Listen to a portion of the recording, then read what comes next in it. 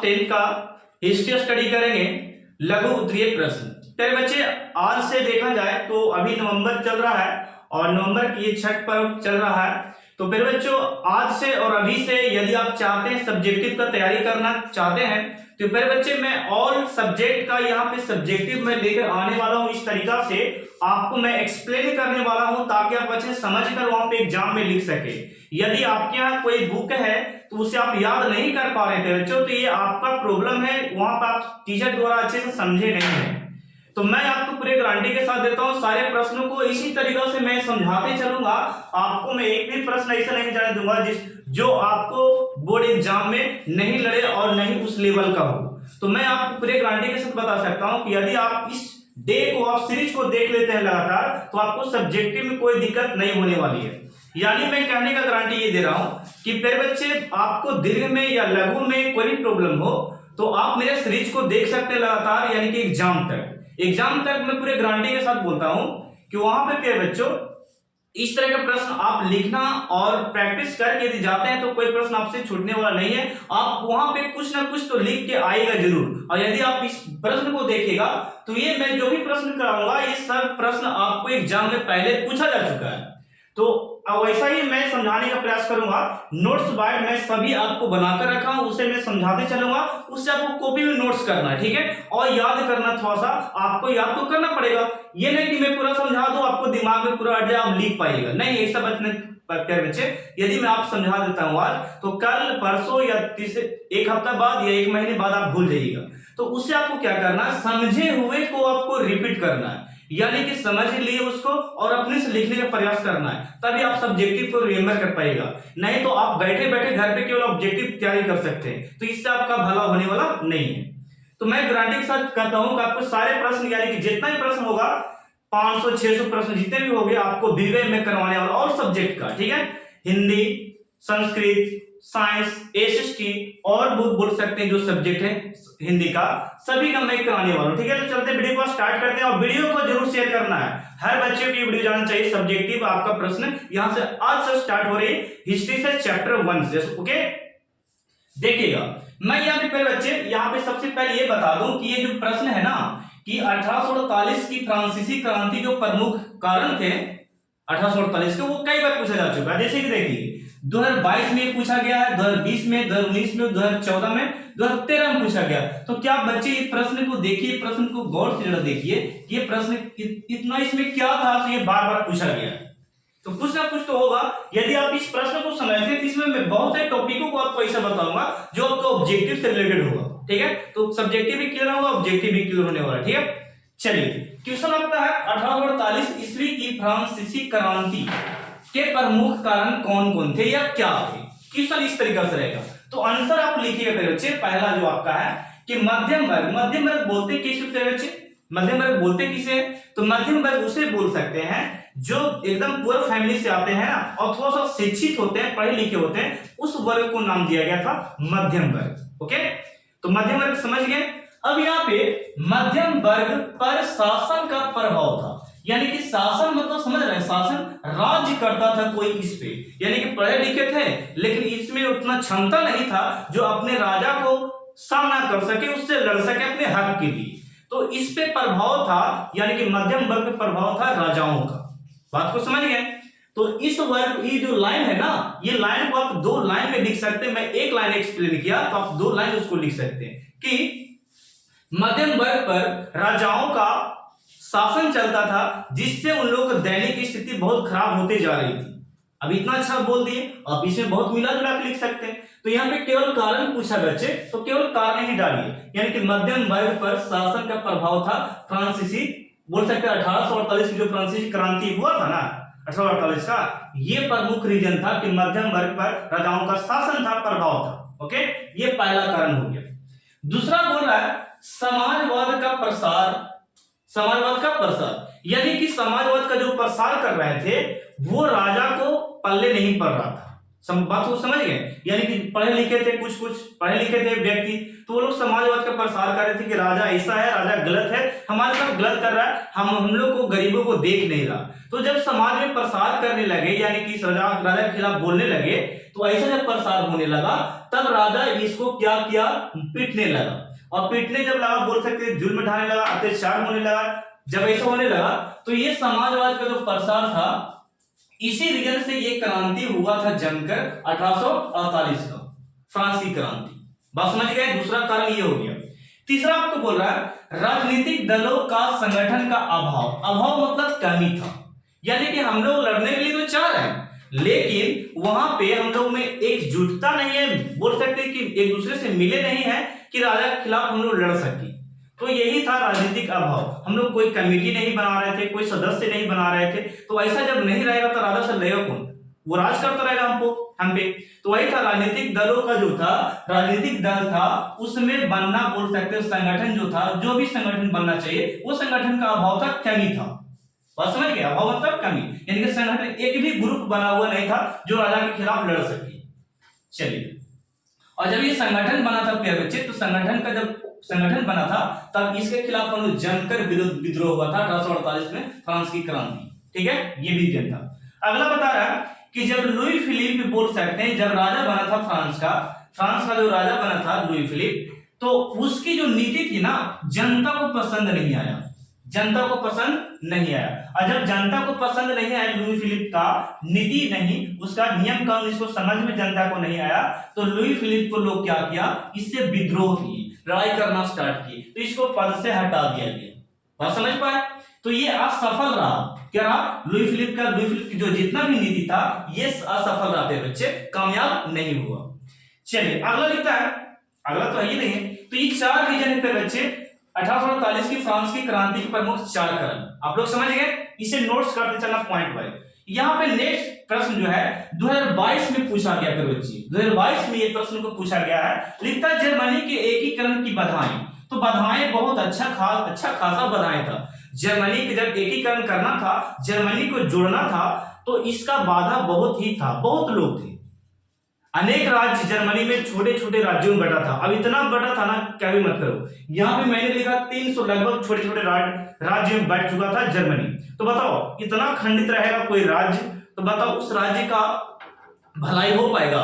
बिल्कुल नहीं हो पाएगा। तो वही कह रहा है कि इन जो राज्य थोड़ा थोड़ा जमा बटा हुआ था, इन राज्यों को जोड़ना था, और जब जोड़ेंगे तो होगा जर्मनी का एकीकरण। क्या होगा? जर्मनी का एकीकरण। और जर्मनी का एकीकरण का एक ही आदमी है जो पूरा डटकर सामना किया था, बिस्मार्क ने। जर्मनी का जो एकीकरण जोड़ने का जो हिस्सा था, बिस्मार्क ने किया था। उसने आपको क्वेश्चन में पूछा जाता है जर्मनी का एकीकरण का जो बिस्मार्क की जो भूमिका वो लिखे, वो भी प्रश्न मैं आपको बताऊंगा, ठीक है? घबराने की बात नहीं, 5 मार्क्स में मैं बताऊंगा, ठीक है? तो जर्मनी के एकीकरण की बधाई क्या थी, रुकावट क्या थी, वो जरा देखिए। पहला रुकावट है आपका कि ये लगभग छोटे छोटे 300 राज्यों में बटा था। बात समझ पा रहे हैं कि ये 300 राज्यों में बटा था। ये एकीकरण की बधाई था जर्मनी का, जिसको जोड़ना असंभव था, जिसको इकट्ठा करना क्या था, असंभव था। 300 राज्यों में खंडित हो चुका था। नेक्स्ट आपका है जर्मनी के एकीकरण का बाधा, राष्ट्रवाद की भावना की अभाव था।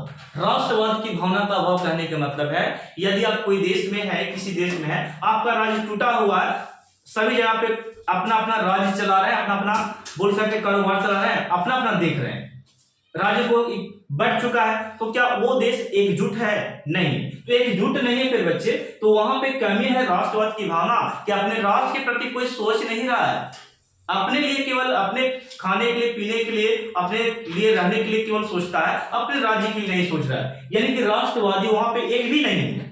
तो राष्ट्रवादी का भावना का अभाव था यहाँ पे जर्मनी में। नहीं, अगर राष्ट्रवादी की भावना का अभाव नहीं रहता तो जर्मनी 300 खंडों में नहीं बटा रहता। ये बात समझ पा रहे हैं, ठीक है? तो वही बोल रहा है कि राष्ट्रवाद का यहाँ पर अभाव था, यानी कि राष्ट्रवादी यहाँ पे एक भी पनापा नहीं था, जन्म नहीं लिया था। और जब जन्म लिया तो जर्मनी को एकीकरण जोड़ने के लिए सब लाखों बोल सके एक हो गए, और जर्मनी को एक अच्छा खासा जोड़ के एक देश का निर्माण कर दिया गया, एक राष्ट्र का निर्माण कर दिया गया, ठीक है? आगे लिखता है ऑस्ट्रिया। ऑस्ट्रिया आखिर है क्या? ऑस्ट्रिया का जो बोल सकते चांसलर था मेटरनिक था। कौन था? मेटरनिक। ये इतना घोर प्रतिक्रियावादी था, जो बोल सकते ये कोई भी अगर राष्ट्रवादी या कोई भी आदमी या कोई भी व्यक्ति जर्मनी का चाहता था कि हम इसको एक करें, जर्मनी को अनेक राज्यों को मिलाएं, तो नहीं, ये हस्तक्षेप करता था, रुकावट डालता था ऑस्ट्रिया। तो ये मेटरनिक बहुत खतरनाक था, जो बोल सकते हैं ऑस्ट्रिया। वही हम लिखें कि ये भी रुकावट है ऑस्ट्रिया जर्मनी के एकीकरण को, जर्मनी के एकीकरण को मिलाने का जो है, ये भी एक रीजन है, ये भी रुकावट डालता था ऑस्ट्रिया, जहां के राजा कौन थे, मेटरनिक था। मेटरनिक की नीति जो ऐसा था ना, बहुत ही खतरनाक था, जिसको अगर देख लेता था कि कोई आपस में बात विचार कर रहा है, राष्ट्र को दूसरे की भावना को भड़काने की बात कर रहा है, तो उसे सीधा मरवा देता, फांसी पे चढ़ा देता था। तो ऐसा इसका घोर प्रतिक्रिया नीति था। तो ये भी एक बाधा था, मेटरनिक जो नीति था, कानून था, नियम था, एक प्रकार का बाधा था किसके लिए, जर्मनी के एकीकरण के लिए। तो तेरे बच्चे आपको समझ में आ क्यों नहीं आ रहा है तो कमेंट कीजिए, ठीक है। मुझे लगना चाहिए कि हाँ आपको सही में समझ में यहाँ पे आ रहा है। और फिर बच्चे आप यदि डिटेल्स में देखना चाहते हैं इस चैप्टर को, तो आप चैप्टर वाइज भी आप लोग प्लेलिस्ट में जाकर देख सकते हैं, ठीक है। एक एक करके मैंने जर्मनी के बारे में, मेटरनिक के बारे में बताकर रखा है, आप लोग जाकर देख सकते हैं, ठीक है। तो ये मैंने आपको दो प्रश्न आपको समझाया, जो कि लड़ने वाला प्रश्न है। नेक्स्ट आपका है मेजनी कौन था। अब बताइए, ये प्रश्न नहीं पूछेगा, बिल्कुल पूछेगा आपसे। यहाँ पे एक ही बार पूछा गया, 2019 में ये प्रश्न को पूछा गया, इस बार आने के चांसेस बहुत ज्यादा है। तो बहुत ज्यादा, तो मैं दिल से चाहूंगा कि आप वहां पे लिखें, ठीक है। चलिए स्टार्ट करते, जब मेजनी कौन था। तो पहला सवाल आपसे पूछे कि मेजनी कौन था, तो यहाँ पे बच्चे आंख बंद करके सोचिए कि आखिर में फ्रांस में क्या कमियां थी जो बोल सकते मेजनी जैसे राष्ट्रवादी पैदा ली, गैरिबाल्डी जैसे राष्ट्रवादी पैदा ली। तो अब सुनिए, मैं बताता हूं मेजनी कौन था। मेजनी एक राष्ट्रवादी था जो अपने राष्ट्र के लिए मर मिटने के लिए तैयार था। बात समझ गए, अपने राष्ट्र के लिए, अपनी हक की लड़ाई के लिए मर मिटने के लिए तैयार था। और भी बातें बोलता है। इनका जन्म 1805 जिनेवा प्रांत के सार्निया जगह पर हुआ था दोस्तों। कहां पे हुआ था, 1805 ईस्वी में जिनेवा प्रांत का एक सार्निया जगह था, वहां पे इनका जन्म हुआ था। आप इस तरीका से लिख सकते हैं। आगे लिखा है ये राजतंत्र का विरोधी था। विरोधी कहने का मतलब जो राजा रहता था ना, उसके खिलाफ ये लड़ाई लड़ना चाहता था, लड़ाई लड़ने के खिलाफ था। ये मेजनी राजाओं के खिलाफ लड़ना चाहता था, यानी कि राजतंत्र का विरोधी था। राजाओं यानी कि कोई भी राजा राज करे, लेकिन राज करे करना तो चाहता, बोल सकते राजा तो राज करिए, लेकिन जनता पर जुल्म नहीं होना चाहिए, ये कहना चाहते थे मेजनी। यानी कि आप राज्य कर रहे हैं किसी देश पर, किसी राज्य पे, तो जनता के हक को मत मारिए, किसी को सताइए मत, किसी को जमीन को हक में अपने हक में नहीं लीजिए। तो ऐसा ही लोग चाहते थे ये मेजनी। तो वही बोल रहा है कि ये राजतंत्र के विरोधी थे, राजतंत्र के विरोधी। कोई भी राजा हर एक साल राज नहीं करेगा, ये विरोधी थे, ठीक है। तो ये राजतंत्र के विरोधी थे, ये आप लोग लिख सकते हैं। मेजनी को इटली के एकीकरण का मसीहा कहा जाता है। इटली के एकीकरण कहने का मतलब हो गया इटली जो बड़े बड़े छोटे छोटे राज्यों में बटा हुआ था, इटली को जुड़ना था। तो वही बोल रहा है कि एकीकरण का मसीहा कहा जाता है मेजनी को। बात समझ गए। तो एकीकरण करना किसका है, एकीकरण मतलब जोड़ना होता है। तो एकीकरण करना किसका, इटली को करना। इटली छोटे छोटे राज्यों में बटा हुआ है, उसको जोड़ना था। तो उसको जोड़ने के लिए मेजनी जैसे राष्ट्रवादी पैदा हुए, गैरिबाल्डी जैसे राष्ट्रवादी पैदा हुए, तभी जाकर बोल सकते हैं कि इटली का एकीकरण संभव हो पाया, ठीक है। चलिए, तो एकीकरण का मसीहा किसे कहा जाता है, मेजनी को कहा जाता है। ये भी लाइन आप लोग लिख सकते हैं। ये बचपन से इनमें राष्ट्रवादी की भावना पनप रही थी, यानी कि जैसे जैसे ये जवान हो रहे थे, इनमें राष्ट्रवादी की भावना पनप रही थी, यानी कि राजा को मारने के लिए, पीटने के लिए, उसे राजगद्दी पर से हटाने के लिए। तो इनमें राष्ट्रवादी की भावना पनप रही थी बचपन से ही, अपने माता पिता को देखकर, उसकी स्थिति को देखकर। तो ऐसा होना चाहिए कि जो अपने राष्ट्र के लिए जन्म से ही बोल सकते हैं, ये जन्म से, बचपन से ही अपने राष्ट्र के लिए मर मिटने को तैयार हो। तो ये एक प्रकार के राष्ट्रवादी थे, जो इसके अंदर बचपन से पनप रहा था अपने राष्ट्र के लिए लड़ने के लिए। और इन्होंने, मेजनी ने एक सदस्यता ग्रहण की थी, वो सदस्यता का नाम था कार्बोनरी। ये कार्बोनरी क्या है, एक संगठन, एक सदस्य संगठन है ये वाला कार्बोनरी, और जिसमें बोल सकते एक सदस्य के रूप में चुना गया था। किससे, मेजनी को चुना नहीं गया था, ये खुद इसमें यानी कार्बोनरी में हम भी सदस्यता ग्रहण करेंगे, हम भी इस कमेटी में रहेंगे, हम भी इस ग्रुप में रहेंगे। तो इस ग्रुप में, यानी कि इस संगठन में, कार्बोनरी संगठन में हिस्सा लिया था कौन, मेजनी लिया था। और यह संगठन एक ऐसा संगठन था जो केवल मारने पीटने पे विश्वास रखता था। गरीबों को नहीं, अमीरों को, जो राजतंत्र चला रहे थे उसके खिलाफ जो लड़ाई लड़ती थी, ये संगठन जो था, कॉलोनी संगठन जो था, केवल राजाओं को बोल सकते खिलाफ था। इसमें केवल यंग यंग लोग रहते थे और बोल सकते कि जो जुल्म ढाता था राजा वगैरह उसको लड़ते थे, उसके साथ मिलकर ये लोग लड़ते थे। तो ये ऐसा सदस्य था केवल मारने पीटने पर विश्वास रखता था। आगे लिखता है कि नेपाल्स में जब विद्रोह हुआ था ना, नेपाल्स में जब विद्रोह हुआ था तो नेपाल्स विद्रोह में फिर बच्चे नेपाल्स विद्रोह में नेपाल्स की जो विद्रोह हुआ था उसमें बहुत बोल सकते हैं कि जनता पे शोषण किया गया, और इसमें बोल सकते हैं मेली भी था बेचारा, उसमें कुछ नहीं कर पाया ये, तभी से बोल सकते जनता पर शोषण जितना के मारपीट किया गया जनता के ना, उसी समय से नेपाल विद्रोह के बाद ये काला वस्त्र का धारण किया था। क्या किया था? काला वस्त्र, यानी कि ठान लिया था कि आपको मैं यहाँ पे एकीकरण, इटली का जो एकीकरण है ना वो मैं कर रहूंगा, आप मुझे रोक नहीं सकते। तो ये इन्होंने ठाना था, यानी उस समय से काला वस्त्र धारण करने लगे थे मेजनी। तो आपको ऑब्जेक्टिव आएगा कि काला वस्त्र धारण कौन किया था, पहनने कौन लगा था, तो ये मेजनी पहनने लगा था काला वस्त्र। 1830 विद्रोह में इन्होंने खुलकर सामना किया, यानी कि एक लड़ाई हुआ था, एक विद्रोह हुआ था, लड़ाई हुआ था जमकर इटली में, जहां पे तो 1830-1831 के विद्रोह में इन्होंने बोल सकते हैं कि खुलकर सामना किया था ये राजा का, यानी कि जो राजतंत्र चला रहे थे ना उसके खिलाफ ये खुलकर सामना किए थे। तो ये 1831 और 1831 के विद्रोह में ये खुलकर लड़ाई लड़ा था, और लड़ाई लड़ा था तो इस लड़ाई के दौरान ये पकड़ा गया था, और पकड़ा कर ये जेल में चले गए। 1830 से 31 के विद्रोह में ये खुलकर सामना किए थे, और बोल सकते नेपाल से विद्रोह की जब था काला वस्त्र पहनने लगा था, तो ये क्रांति के बाद इन्होंने इसे जेल में भेज दिया गया मेजनी को, और मेजनी जब जेल से छूटा था तो ये विदेश भाग गए। कहां भाग गए? विदेश भाग गए थे, और विदेश में जब भागे थे तब वहां से फिर वापस लौटे, तब इन्होंने यंग इटली का स्थापना किया था, यानी कि अभी भी राष्ट्रवादी की भावना इसमें मरा नहीं है।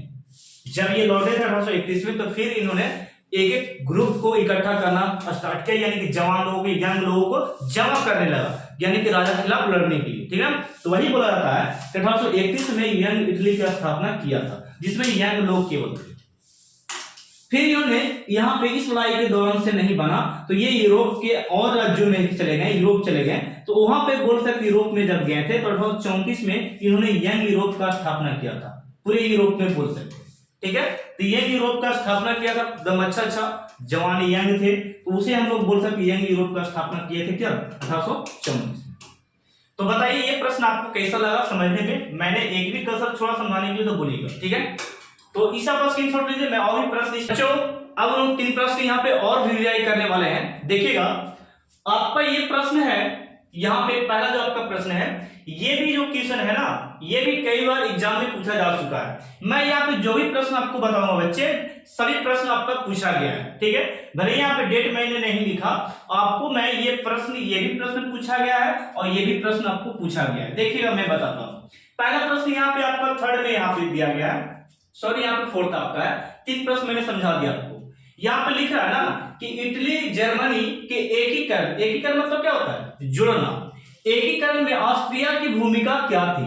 यानी कि जब इटली का एकीकरण होना था, जर्मनी की एकीकरण होना था, तो ऑस्ट्रिया क्या कर रहा था, उसमें ऑस्ट्रिया का योगदान क्या रहा, ये बताया जाए। इसकी भूमिका क्या थी, ये प्रश्न है आपसे।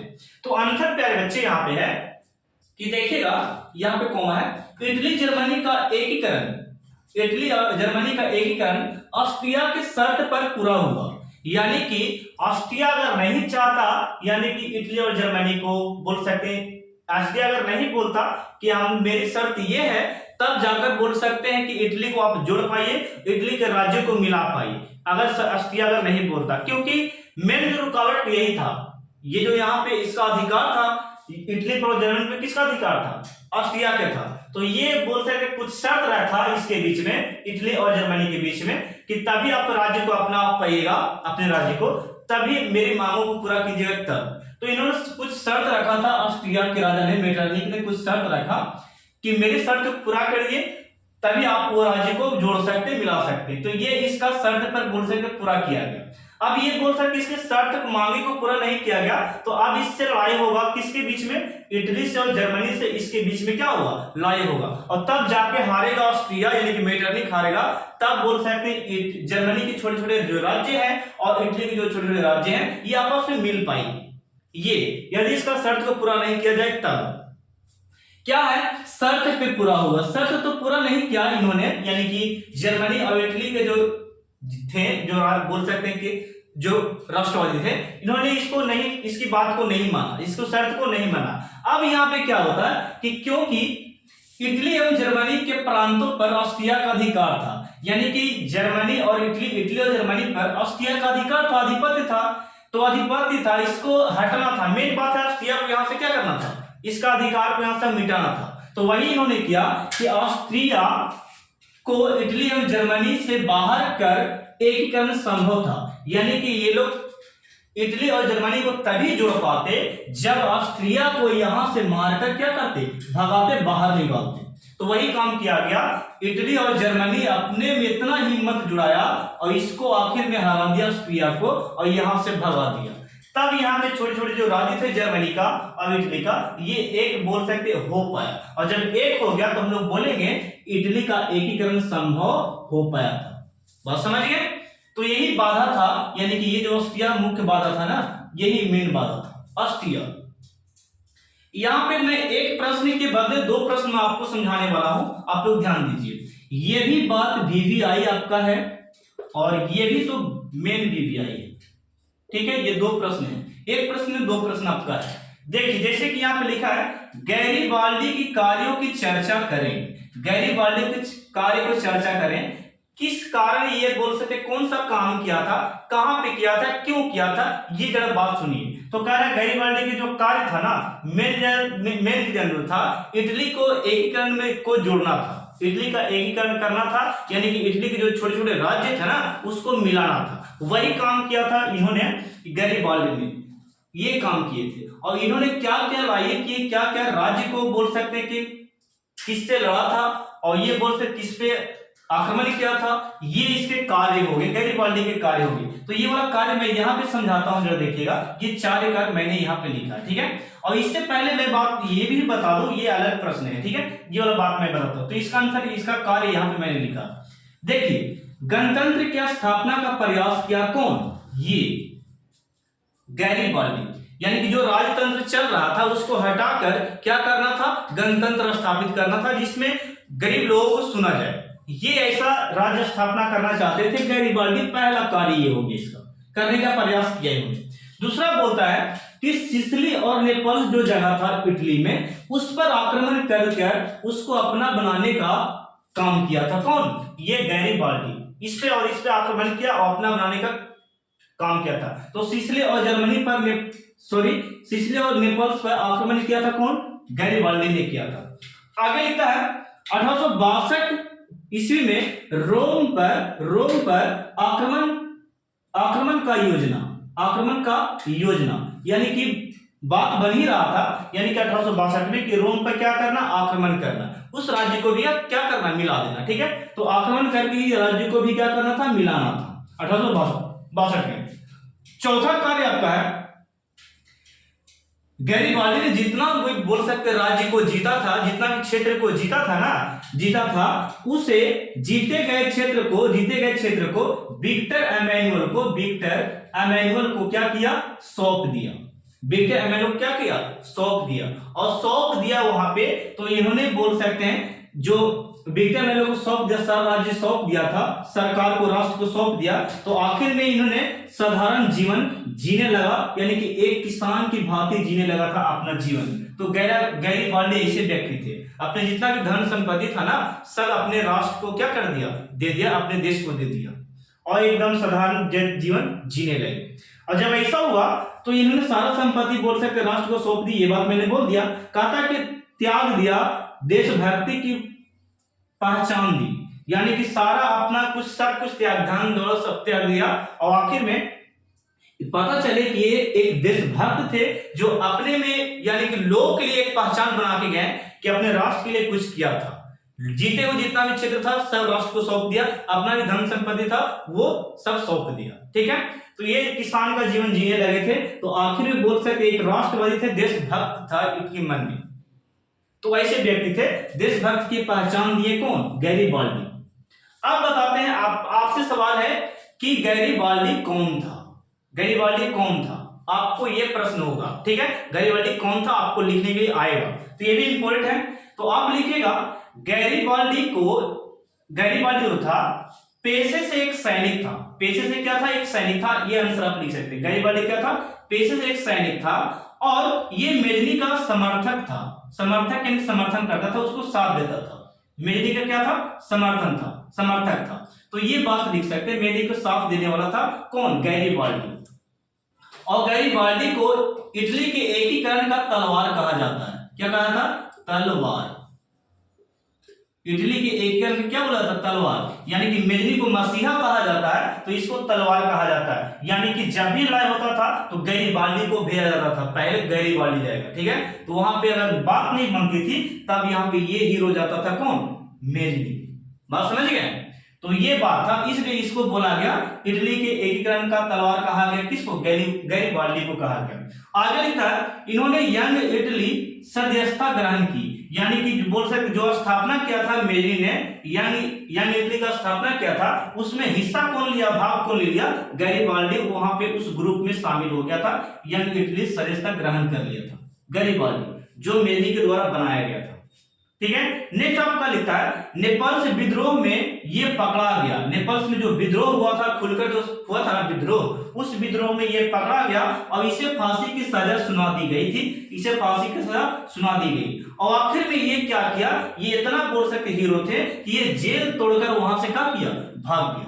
वापस जेल तोड़ के भाग गया और वापस जब आया था 1848 में जब वापस आया इटली में, तब इन्होंने काउंट काबूर के साथ मिलकर इटली के एकीकरण को संभव को पूरा कर पाया। तो ये था गैरीबाल्डी के बारे में, ये इसका हिस्ट्री था। तो आप लोगों को कैसा प्रश्न लगा? ये मैंने 6 प्रश्न इसमें कराए आपको, वेरी वेरी इंपॉर्टेंट आपको कराए। एक आपका ये और ये, इसमें 2 प्रश्न थे। तो आपको कैसा लगा मुझे कमेंट सेक्शन में बताइए। और भी लगातार ये वीडियो आते रहेगी। कम से कम मुझे बोर्ड पर लिखने में बहुत कठिनाई होती है बच्चे, कम से कम आधा घंटा मुझे लिखना पड़ता है, तब आपको जाकर के समझाता हूँ। यानी कि 1 घंटे आपको एक वीडियो में जाता है, 1.5 घंटे भी हो सकते हैं, लाइन कट गई तो 2-3 घंटे हो गया। तो आप लोग थोड़ा सा ये बात को समझिए। आपको थोड़ा सा 2-3 दिन में, 1 दिन में 2 दिन करके वीडियो आएगा, लेकिन 1 दिन में मैं प्रयास करूंगा 2 से 3 वीडियो आपको देने के लिए सब्जेक्टिव का। 2 से 3 या 4 मैं दे सकता हूं, इतना गारंटी है। तो इसे अपना स्क्रीनशॉट लीजिए और इसको कॉपी में लिखना मत भूलिएगा, ठीक ना। तो सारे सीरीज एक लगातार जाने वाला है। आप लोग क्या कि चैनल को लाइक, सब्सक्राइब एंड शेयर भी करना मत भूलिएगा, ठीक है। मैं सारे प्रश्न को पूरा करने वाला हूं, आप लोग इसे स्क्रीनशॉट ले सकते हैं।